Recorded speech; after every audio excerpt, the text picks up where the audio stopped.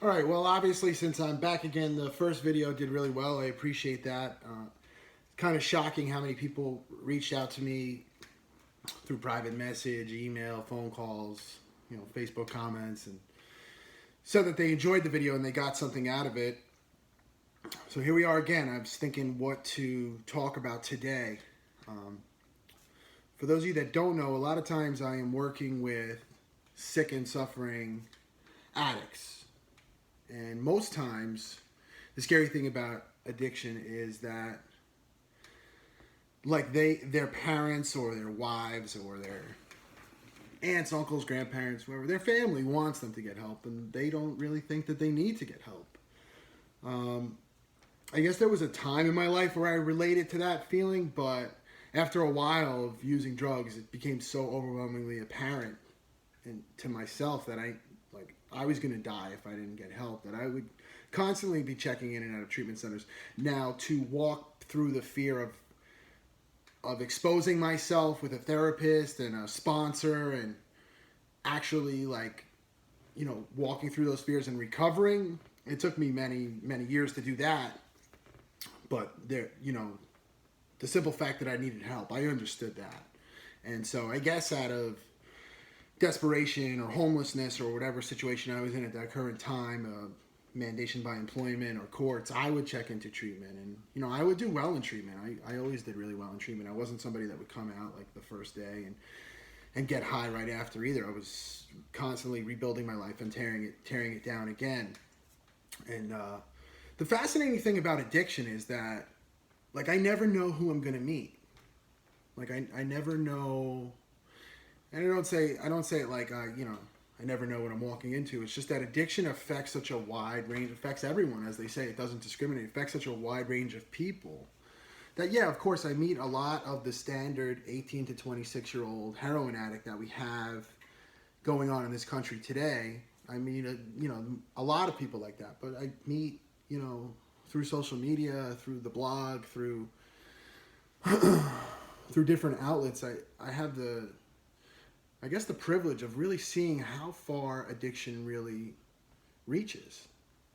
I was in the home today of a young guy who, on the outside, everything looks completely normal, and on the inside, he's dying. I was talking to him, and he has this beautiful son there, and not actively using at the moment, but kind of battling back and forth, and I could see the hopelessness and the misery in his eyes at different points during the conversation. He did get a little bit emotional, and just he's got that thing blocking him from pushing forward and changing. Change is scary. It's intimidating. I realize that. I faced that. And I was talking to him, and I kind of had this, the thing about recovery is that, as opposed to addiction, it's not a, getting high, for instance, heroin, crack, crystal meth, alcohol, even something as simple as marijuana. That's an instant gratification. Recovery is not drugs are a spark or a firecracker, an explosion of gratification. Recovery is more like a candle, as my sponsor says. It's a slow burning thing, and it still lights up the room. It still lights up the room like the explosion, except it stays lit. And I was talking to the young man about how much he had going for him. There's different things in life that are candles. A relationship with a significant other is a candle. A marriage, raising his son. The process of recovery, of course, we talked about. Those are candles. Getting high and stuff, yeah, it's the easier route. You don't have to look at yourself, and it's more comfortable for us because, it's after a certain amount of time, that's all we know, but it doesn't do nothing for us. And I'm not somebody that's happy 24/7. Majority of the time, I'm pretty stressed out. People have to remind me constantly to smile, but like I've always said, You know, I might be a great writer, a great speaker, great interventionist. Doesn't mean that I'm perfect. You know, and that's okay. And I think when it's not your stereotypical person with a cracked stem or a needle in an abandoned house, when it's the guy with the wife and kids, when it's the star athlete, when it's the young lady that works in finance or the housewife, is that you have to learn to forgive yourself. Like, it's a disease.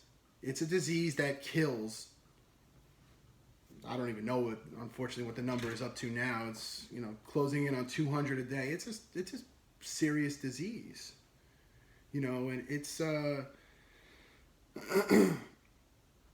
like you know, it's, you got to forgive yourself. Like, it happens to the best of us. You know, but what's not okay is sitting in it.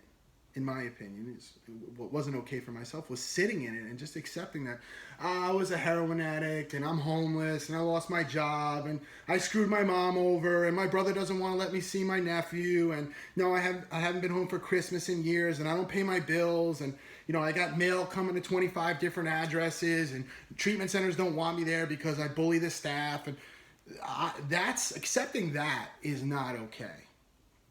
You know, accepting that to me was not okay. It wasn't okay for me. You know, I wanted better than that. And so I started listening to other people. Like, I mean, I had to be the most arrogant, confident, egotistical person in the world that stuck a needle in his arm, who, you know, obviously was the most insecure, you know, scared person that there ever was. And when I worked through that with a therapist, it was okay. Like, you know, I tell people all the time, you know, talking to me is a great start. I'm not a therapist though. Like, I don't have the mindset to heal somebody.